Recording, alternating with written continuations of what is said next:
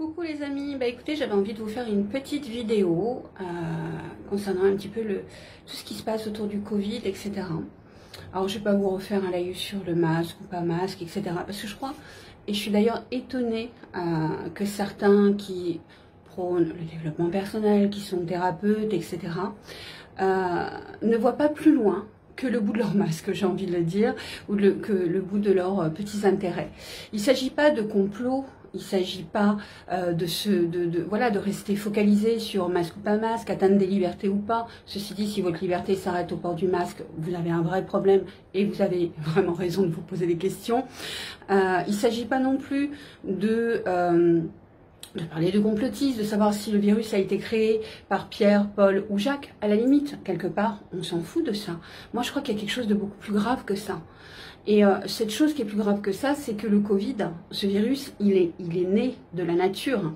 Même si, en admettant que les éléments étaient associés par des scientifiques ou peu importe, n'empêche qu'il est né de la nature. Et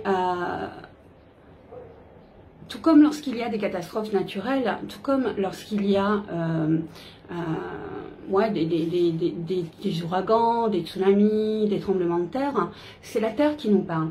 Et là, je crois que la Terre et la nature, vous savez, cette Terre-là, on est simplement nous des locataires. Je vous rappelle que la Terre, elle n'a pas besoin de nous pour vivre.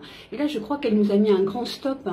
Elle nous a mis un stop parce qu'on l'empoisonne, parce qu'on l'empêche de respirer. Et là, du coup, elle nous a empêché, nous, de respirer. En nous mettant, certes, des masques, mais surtout avec le Covid, en bloquant notre respiration.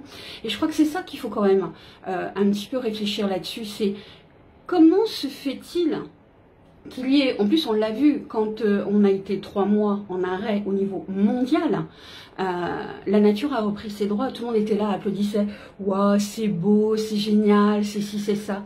Et puis dès que, on est sorti du déconfinement, allez hop, tout le monde à nouveau regarde son petit nombril, oh, le gouvernement veut me priver de ma liberté, oh, c'est un tel qui a fait ça, oh, c'est une manipulation pour tous nous tuer.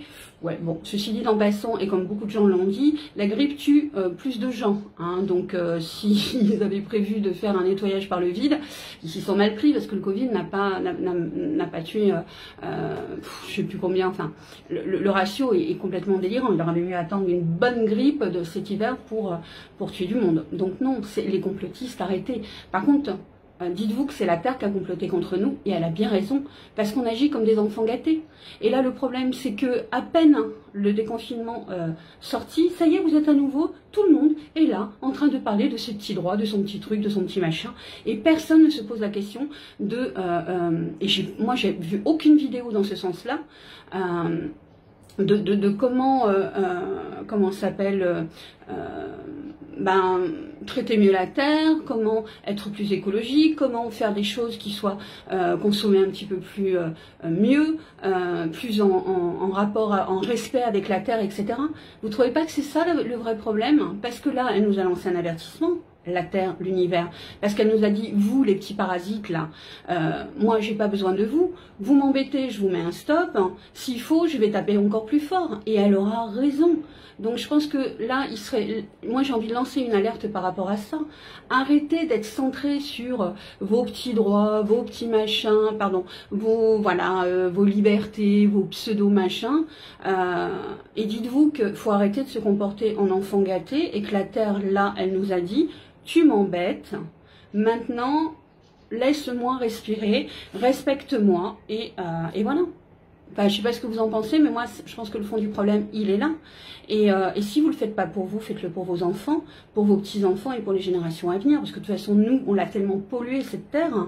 Arrêtez de jeter vos masques dans la rue, arrêtez de jeter vos gants dans la rue, faites du tri sélectif. C'est des petits gestes, tous les jours, vous pouvez faire. Et puis la dernière chose que j'ai envie de vous dire, lorsqu'il y a une catastrophe ou autre, il y a ce qu'on appelle l'inconscient collectif. C'est l'ensemble de nos pensées qui a créé ça. D'accord? Donc, faut pas dire que c'est les gouvernements ou autres. Non, les gouvernements les gens ne font que capter des bouts de cette pensée collective. D'accord? Donc on est responsable de ça. C'est pas les gouvernements qui le sont. C'est pas les savants ou fous qu'on fait ça ou pas, ou j'en sais rien.